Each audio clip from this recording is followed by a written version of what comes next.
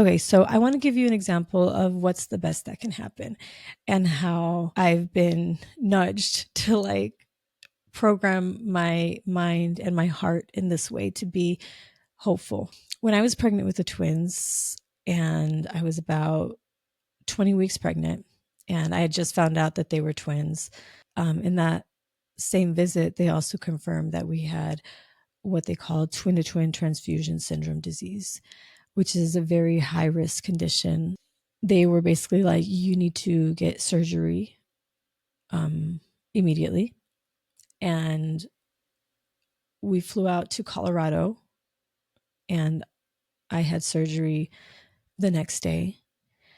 And they did a huge needle in my belly, in my pregnant belly at 20 weeks pregnant, that went from this side to the other side with a laser to disconnect the blood vessels in the placenta that the twins were sharing, in order to essentially give them their own placenta and give them a chance to continue to live in my belly and be born, right?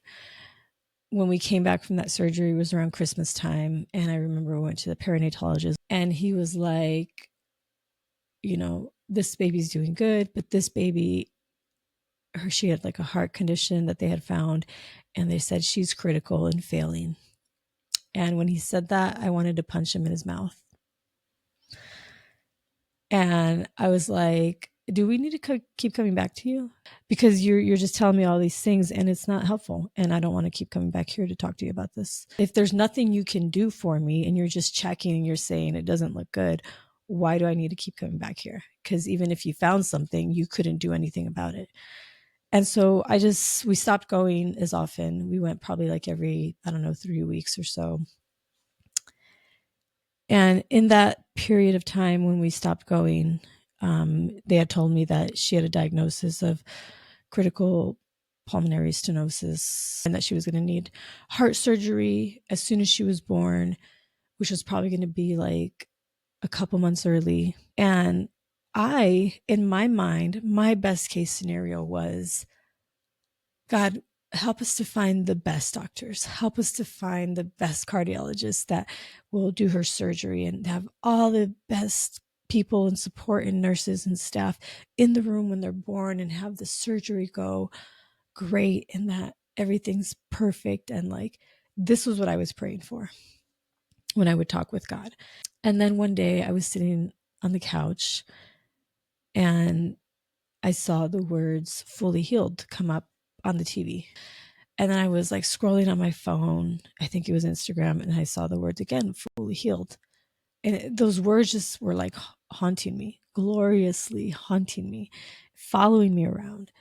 And I was like, oh my God, like it hadn't even occurred to me.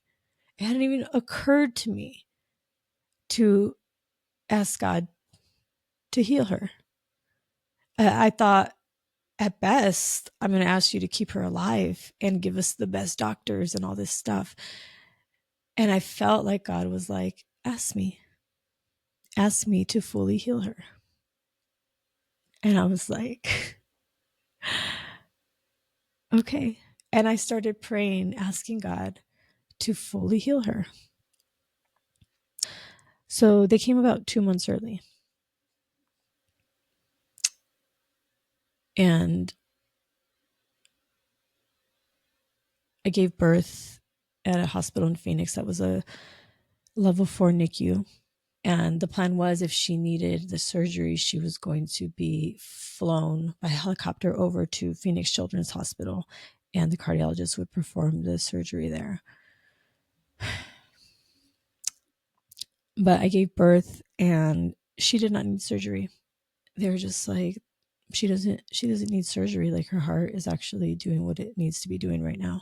They were born in February. And by the time December came around, I took her to her follow-up visit with the cardiologist at Phoenix Children's Hospital. And they checked her with a EKG, like the little stickers they put on her little body, and they connect the things and they measure.